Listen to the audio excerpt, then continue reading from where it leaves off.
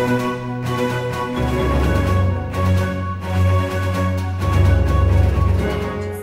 la edición de hoy, dice la leyenda que al final del arcoíris se encuentra un tesoro.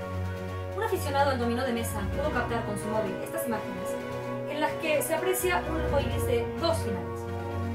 En uno de los finales se ve perfectamente a John Lennon y a Lenny Kravitz intimando. La pregunta crucial sería, ¿en cuál de los dos finales están?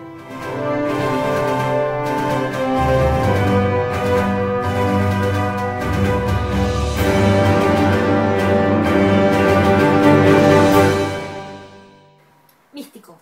Ocurrió en el barrio de Flores, provincia de Buenos Aires.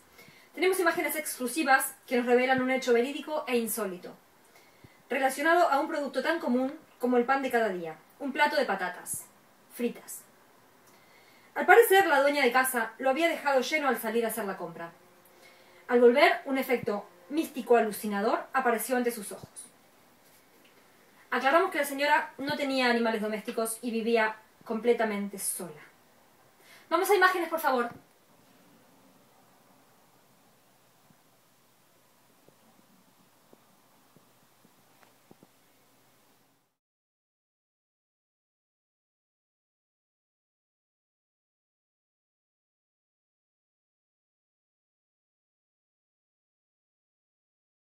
Nos trasladamos a Cataluña. Un trágico suceso destroza a una familia. Un joven, con incluso algunos trofeos deportivos, fue grabado por su bisabuela mientras miraba la ventana. Horas después, la catástrofe.